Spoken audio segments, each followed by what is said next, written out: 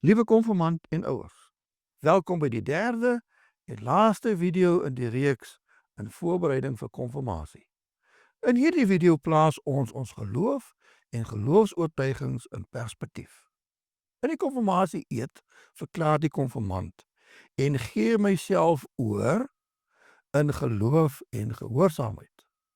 Soos verwys in die vorige video, is dit nodig dat die konfirmant hulle geloof ken en verstaan om hulle self oor te gee in geloof. Kom ons behandel dus, van waar ontstaan ons geloof? God het na die skepping van hemel en aarde, mens, dis Adam en Eva, na sy beeld geskape. Met die doel om te heers oor die skepping en gemeenskap met hom, dit is God, te hê. God het aan die mens sy eie wil gegee om besluite te kan neem. Mens het egter in sonde geval. Dis met verwysing na die ongehoorsaamheid teen die woord van God. Jy mag nie eet van die boom van kennis, goed en kwaad, en die mens wel daarvan geëet het. Dit het tot gevolg dat daar afstand gekom het in die verhouding tussen God en mens. God het gebooie gegee waarvolgens mens moet optree om 'n goeie verhouding met God as ook met ander mense te handhaaf. Deur God se liefde vir die mens, behou hy sy belofte om een te stuur wat die slang se kop sal verbrysel. Jesus Christus bring die geleentheid tot verlossing van sonde en ewige gemeenskap te bewerkstellig met God en die mens. Die mens moet besluit om hierdie geleentheid aan te neem of te verwerp. Hierdie geleentheid is die evangelie van Christus en vorm die basis van ons geloof. Dit is geloof in die drie-enige God, die sending van die apostels en die kerk van Christus, goddelike gawes wat nodig is om die koninkryk van God te betree, met ander woorde die sakramente. En Jesus, na die Vader teruggekeer het, maak hy 'n belofte dat hy sal terugkeer om sy eie te kom haal. En dit is die doelwit waarvoor ons moet voorberei.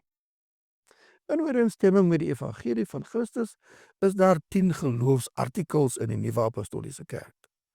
Geloofsartikels is ook bekend as 'n geloofsbelydenis en dit definieer ons geloofshouding. Dit is die fondasie van ons geloof en daarom belangrik dat ons die belangrikste aspekte en inhoud van die Nuwe Apostoliese geloof ken. Ons sal nie hier elke artikel in detail bespreek nie, maar gaan dit slegs oorhoofs opsom. Die inhoud van elke artikel word in die katekisme hoofstuk 2 gevind en in die vraag en antwoord weergawe is dit vraag 41 tot 50. Jy kan dit self deurlees. Elke artikel begin met die woorde ek glo. Die 10 artikels kan in 5 groepe verdeel word. Wie die groepe is? Groep 1, glo die drie-enige God met 3 artikels. Groep 2, glo in die kerk van Christus met 2 artikels wat bestaan uit die sending van die apostels en voorbereiding van die bruid. Groep 3, glo in 3 sakramente met 3 artikels. Die gawes wat noodsaaklik is vir ewige gemeenskap met God. Groep 4, glo in die doelwit met 1 artikel wat verwys na die terugkeer van Jesus. Groep 5, glo in gehoorsaamheid wat ook net 1 artikel bevat. Dit verwys ook na die orde van God. Kom ons herhaal gou die 5 groepe. Groep 1, glo in die drie-enige God. Groep 2, glo in die kerk van Christus. Groep 3, glo in die 3 sakramente. Groep 4, glo in ons doelwit. En groep 5, glo in gehoorsaamheid. Kom ons som nou die artikels per groep op. Groep 1, glo in die drie-enige God, bevat die 3 artikels. Geloofsartikel 1, glo in God die Vader, die Skepper. Geloofsartikel 2, glo in Jesus Christus, ons verlosser. En geloofsartikel 3, glo in die Heilige Gees, ons leermeester. Groep 2, glo in die kerk van Christus, bevat die volgende 2 artikels. Geloofsartikel 4, geloof in die sending van lewende apostels. En geloofsartikel 5, glo in die diensknegte deur apostels verordeneer. Groep 3, glo in die sakramente, bevat 3 artikels. Geloofsartikel 6, glo in die heilige doop. Geloofsartikel 7, glo in die heilige nagmaal. En geloofsartikel 8, glo in die heilige verseëling.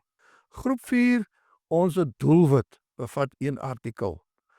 Dis geloofsartikel 9, die terugkeer, die wederkoms van Jesus Christus.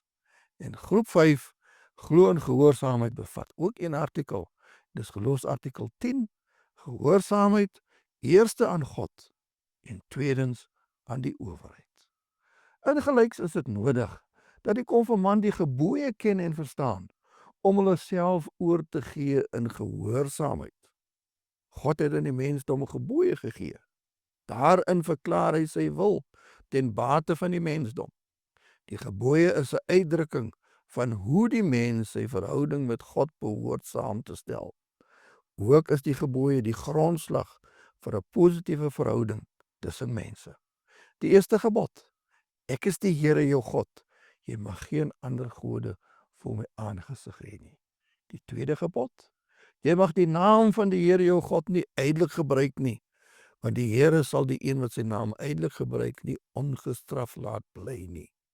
Die derde gebod: Gedenk die Sabbatdag dat jy dit heilig. Die vierde gebod: Eer jou vader en jou moeder, dat jou dae verleng mag word in die land wat die Here jou God aan jou gee. Die vyfde gebod: Jy mag nie doodslaan nie. Die sesde gebod: Jy mag nie egbreek nie. Die sewende gebod: Jy mag nie steel nie. Die agste gebod: Jy mag geen valse getuienis teen jou naaste spreek nie. Die negende gebod: Jy mag nie jou naaste se huis begeer nie. Die 10de gebod: Jy mag nie jou naaste se vrou of sy dienskneg of sy diensmaag of sy os of sy esel of enigiets wat jou naaste sin is, begeer nie. Hierdie gebooie word ook in die katekisme vervat in hoofstuk 5. Die eerste 3 gebooie verwys na verhouding tussen God en die mens. Dit is: Ek is die Here jou God. Jy mag die naam van die Here jou God nie eintlik gebruik nie en gedenk die Sabbatdag. Die laaste 7 verwys na die onderlinge verhouding tussen mense. Eer jou vader en jou moeder. En dan, jy mag nie doodslaan nie, egbreek nie, steel nie, valse getuienis spreek nie. Die laaste 2 verwys na jy mag nie begeer nie. So, alle sterkte en seën word u toegewens met verder voorbereidings vir konfirmasie, as ook vir 'n geseënde konfirmasiedag. Onthou, moenie vrees nie, glo net. Totsiens.